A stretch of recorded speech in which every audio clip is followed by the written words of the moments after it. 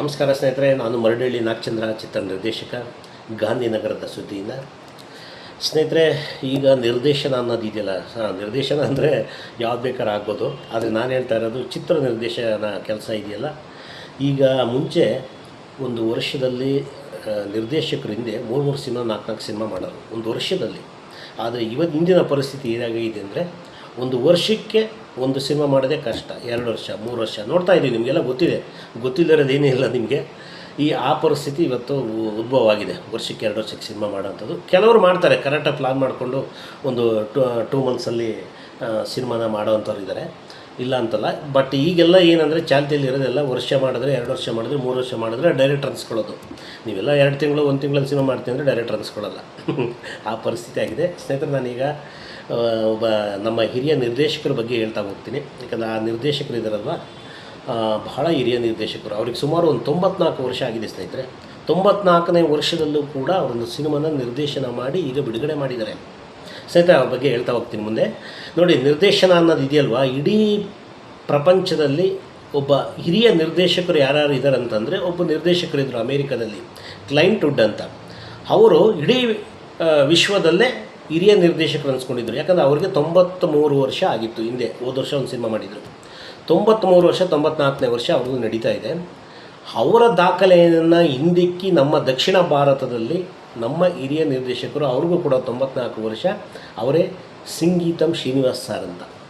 ನಿಮಗೆಲ್ಲ ಸಾಮಾನ್ಯವಾಗಿ ಗೊತ್ತಿರುತ್ತೆ ಸ್ನೇಹಿತರೆ. ಸಂಗೀತಂ ಶ್ರೀನಿವಾಸ್ ಸರ್ ಬಗ್ಗೆ ನೀವು ತಿಳ್ಕೊಬೇಕಂದ್ರೆ ಗೂಗಲ್ಗೆ ಹೋಗಿ. ಇಂದಿನ ಯುವಕರು ಖಂಡಿತ ತಿಳ್ಕೊಬೇಕು. ಯಾಕಂದರೆ ಇವರೊಬ್ಬ ಇಂಥವ್ರ ಮಾರ್ಗದರ್ಶನ ತಗೊಂಡು ಸಿನಿಮಾ ಮಾಡಿದ್ರೆ ಅವ್ರು ಹೇಗೆ ಮಾಡ್ತಾಯಿದ್ರು, ಏನು ಮಾಡ್ತಾಯಿದ್ರು ಅಂತ ಗೊತ್ತಾಗುತ್ತೆ. ನೋಡಿ, ಈ ಸಂಗೀತಂ ಶ್ರೀನಿವಾಸ್ ಸರ್ ಕೂಡ ಈಗ ಒಂದು ಸಿನಿಮಾನ ಈ 94 ವರ್ಷ ಇಳಿ ವಯಸ್ಸಲ್ಲಿ ಸಿನಿಮಾ ನಿರ್ದೇಶನ ಮಾಡಿ, ಅದು ಏನು 77 ದಿವಸದಲ್ಲಿ ಸಿನಿಮಾನ ಚಿತ್ರೀಕರಣ ಮಾಡಿ ಈಗ ತೆರೆಗೆ ತಂದಿದ್ದಾರೆ.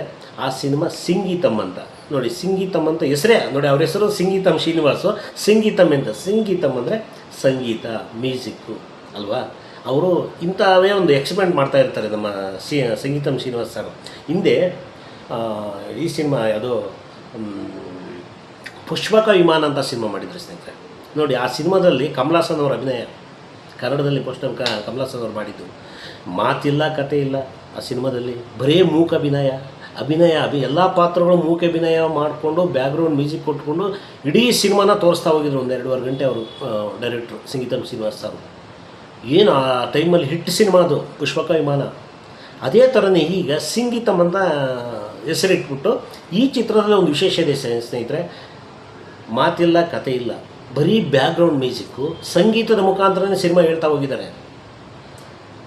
ಕಲಾವಿದರನ್ನ ಇಟ್ಕೊಂಡು ಕಲಾವಿದರಲ್ಲಿ ಅಭಿನಯ ಮಾಡಿಸಿ, ಅಭಿನಯ ಹೇಗಂದರೆ ಡೈಲಾಗ್ ಅವ್ರು ಹೇಳೋದಿಲ್ಲ, ಸಂಭಾಷಣೆ ಹೇಳೋದಿಲ್ಲ, ಸಂಗೀತದ ಮುಖಾಂತರನೇ ಸಂಭಾಷಣೆಯನ್ನು ಹೇಳ್ತಾ ಆ ಚಿತ್ರನ ಫುಲ್ಲು ನಿಮ್ಮ 1-2 ಅವರ್ ಸಿನಿಮಾನ ಕಂಟೆಂಟ್ನ ಕಟ್ಕೊಟ್ಟಿದ್ದಾರೆ ಸ್ನೇಹಿತರೆ.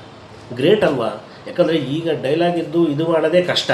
ಅಂಥದ್ರಲ್ಲಿ ಅವರು ಫೈಟ್ ಇರಬೇಕು, ಡ್ಯಾನ್ಸ್ ಇರಬೇಕು, ಡೈಲಾಗ್ ಇರಬೇಕು ಅಂತ ಹೇಳ್ತೀವಿ. ಆದರೆ ಈಗ ಅದ್ಯಾವುದೂ ಇಲ್ಲ. ಈಗ ಬರೀ ಸಂಗೀತನೇ ಮುಂದೆ ಇಟ್ಕೊಂಡು ಒಂದು ಸಿನಿಮಾನ ಮಾಡ್ತಾ ಹೋಗಿದ್ದಾರೆ. ಖಂಡಿತ ಗ್ರೇಟ್ ವಿಚಾರ. ಯಾಕಂದರೆ ಸಂಗೀತಂ ಶ್ರೀನಿವಾಸ್ ಸಾರು ನಮ್ಮ ಕನ್ನಡದಲ್ಲೂ ಕೂಡ ಸುಮಾರು ಒಂದು 20 ಸಿನಿಮಾ ಮಾಡಿದ್ದಾರೆ. ಅದೇ ಹೇಳಿದ್ನಲ್ಲ, ಪುಷ್ಪಕ ವಿಮಾನ, ಚಲಿಸುವ ಮೋಡಗಳು, ಶ್ರಾವಣ ಬಂತು, ದೇವತಾ ಮನುಷ್ಯ, ಆಲು ಜೇನು, ಹೀಗೆ ಅನೇಕ ಸಿನಿಮಾಗಳು ಮಾಡಿದ್ದಾರೆ. ಒಂದು 20 ಸಿನಿಮಾ. ಇವರು ಟೋಟ್ಲು ನಮ್ಮ ಭಾರತ ದೇಶದ ಎಲ್ಲ ಲ್ಯಾಂಗ್ವೇಜ್ ಮಾಡಿದ್ದಾರೆ ಅವರು. ಕನ್ನಡ, ತೆಲುಗು, ತಮಿಳು, ಮಲಯಾಳಿ, ಹಿಂದಿ, ಇಂಗ್ಲೀಷು ಕೂಡ ಮಾಡಿದ್ದಾರೆ. ಟೋಟಲ್ ಒಂದು 61 ಸಿನಿಮಾ ನಿರ್ದೇಶನ ಮಾಡಿದ್ದಾರೆ ಸ್ನೇಹಿತರೆ ಸಂಗೀತಂ ಶ್ರೀನಿವಾಸ್ ಸರ್. ಖಂಡಿತ ಇವರು, ಯಾಕಂದರೆ ನಮ್ಮ ದಕ್ಷಿಣ ಭಾರತ, ಇಡೀ ವರ್ಲ್ಡಲ್ಲೇ, ಪ್ರಪಂಚದಲ್ಲೇ ಇವರೇ ನಮ್ಮ ಹಿರಿಯ ನಿರ್ದೇಶಕರೀಗ. 94 ವರ್ಷದ ಈಗ ಬದುಕಿನೂ ಕೂಡ ಇದ್ದಾರೆ ಅವರು. 94 ವರ್ಷದಲ್ಲಿ ಒಂದು ಸಿನಿಮಾ ಮಾಡಿದ್ರೆ ತಮಾಷೆ ಅಲ್ಲ. ಈಗಲೇ ಯಾರು ಇವ್ರ ದಾಖಲೆನ ಯಾರು ಮುರಿಯೋಕ್ಕಾಗೋದಿಲ್ಲ. ಹಿಂದೆ ಹೇಳಿದ್ನಲ್ಲ, ಕ್ಲೈಂಟ್ ವುಡ್ ಅಂತ ನಿರ್ದೇಶಕರಿದ್ದರು. ಅವ್ರ ದಾಖಲೆನ ನಮ್ಮ ಸಂಗೀತಂ ಶ್ರೀನಿವಾಸ್ ಸರ್ ಮುರಿದಿದ್ದಾರೆ ಸ್ನೇಹಿತರೆ. ಖಂಡಿತ ಅವ್ರನ್ನ ಫಾಲೋ ಮಾಡಿ. ಯಾರ್ಯಾರು ನಿರ್ದೇಶಕರಿದ್ದಾರೋ ದಯವಿಟ್ಟು ಸಂಗೀತಂ ಶ್ರೀನಿವಾಸ್ ಸರ್ ಅಂತ ಸಿನಿಮಾಗಳು ನೋಡಿ. ನಿಮ್ಮ ಗೂಗಲಲ್ಲೆಲ್ಲ ಸಿಗುತ್ತೆ. ಇಂದಿನ ಯುವಕರು ಫಾಲೋ ಮಾಡಿ, ಮಾರ್ಗದರ್ಶನ ಅವರು ಯಾವ್ಯಾವ ಥರ ಮಾಡ್ತಾಯಿದ್ರು, ಯಾವ್ಯಾವ ಥರ ರೆಡಿ ಆಗ್ತಾಯಿದ್ರು, ಯಾವ್ಯಾವ ಥರ ಪ್ರಿಪ್ರೇಷನ್ ಇರುತ್ತೆ ನಿಮಗೆಲ್ಲ ಸಿಗುತ್ತೆ ಯೂಟ್ಯೂಬ್ಗಳಲ್ಲಿ, ಗೂಗಲ್ಗಳಲ್ಲೆಲ್ಲ. ಅವರು ಫಾಲೋ ಮಾಡಿ. ಈಗ ನೋಡಿ, ಸಿನಿಮಾ ಬಿಡುಗಡೆ ಆಗಿದೆ ಸಂಗೀತಂ ಅಂತ. ಆ ಸಿನಿಮಾನ ತಪ್ಪದೇ ನೋಡಿ. ಅದೊಂದು ಮ್ಯೂಸಿಕಲ್ ಸಬ್ಜೆಕ್ಟು, ಒಂಥರ ಡಿಫ್ರೆಂಟ್ ಆಗಿದೆ. ಯಾಕಂದರೆ ಸಂಗೀತಂ ಶ್ರೀನಿವಾಸ್ ಸರ್ ಸಿನಿಮಾಗಳು ಮಾಡೋದೇ ಒಂದು ಡಿಫ್ರೆಂಟ್ ಆಗಿರುತ್ತೆ. ಅದು ಈ 94ನೇ ವರ್ಷದಲ್ಲಿ 94ನೇ ವಯಸ್ಸಲ್ಲೂ ಕೂಡ ಒಂದು ಡಿಫ್ರೆಂಟ್ ಸಿನಿಮಾ ಕೊಟ್ಟಿದ್ದಾರೆ ಇಂದಿನ ಪೀಳಿಗೆಗೆ. ದಯವಿಟ್ಟು ಮಿಸ್ ಮಾಡಿದೆ ಈ ಸಿನಿಮಾ ನೋಡಿ. ಸಂಗೀತಂ ಶ್ರೀನಿವಾಸ್ ಸರ್ಗೆ ಒಳ್ಳೆಯದಾಗಲಿ. ಶುಭವಾಗಲಿ. ಗಾಂಧಿನಗರ ಸುದ್ದಿಯಿಂದ.